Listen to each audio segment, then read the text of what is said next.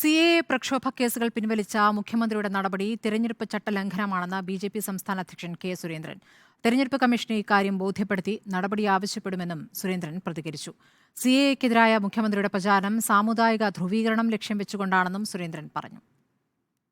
തെരഞ്ഞെടുപ്പ് തീരുമാനിച്ചതിനു ശേഷമാണ് സർക്കാർ CAA പ്രക്ഷോഭ കേസുകൾ പിൻവലിക്കുന്നത്. ഇത് പ്രത്യേകതരം ജനങ്ങളെ പ്രീതിപ്പെടുത്താനെന്നും തെരഞ്ഞെടുപ്പ് ചട്ടങ്ങളുടെ നഗ്നമായ ലംഘനമെന്നും കെ സുരേന്ദ്രൻ. വിഷയം തെരഞ്ഞെടുപ്പ് കമ്മീഷനെ ബോധ്യപ്പെടുത്തും.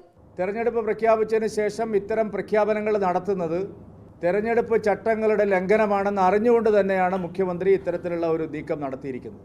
തെരഞ്ഞെടുപ്പ് കമ്മീഷൻ ഇക്കാര്യം വിശദമായി പരിശോധിക്കണമെന്നും നടപടിയെടുക്കണമെന്നും ഭാരതീയ ജനതാ പാർട്ടിയും ദേശീയ ജനാധിപത്യ സഖ്യവും ആവശ്യപ്പെടുകയാണ്. ഇതേ സർക്കാർ ശബരിമല വിഷയത്തിൽ ഒരു കേസും പിൻവലിക്കാൻ തയ്യാറായില്ല. സർക്കാരിന് ഇരട്ടനീതിയെന്നും വോട്ട് ബാങ്ക് വെച്ച് പച്ചയായ വർഗീയത കാണിക്കുന്നുവെന്നും ആരോപണം. ദിനംപ്രതി പൗരത്വ ഭേദഗതിക്കെതിരെ മുഖ്യമന്ത്രി പ്രചാരണം നടത്തുന്നത് സാമുദായിക ധ്രുവീകരണം ലക്ഷ്യം വെച്ചാണെന്നും അടിസ്ഥാനരഹിതമായ കാര്യങ്ങൾ പറഞ്ഞ് വോട്ട് ബാങ്ക് രാഷ്ട്രീയം ലക്ഷ്യം വെച്ച സർക്കാർ കൈവിട്ട കളിയാണ് കളിക്കുന്നതെന്നും കെ സുരേന്ദ്രൻ പ്രതികരിച്ചു. റിപ്പോർട്ടർ, തിരുവനന്തപുരം.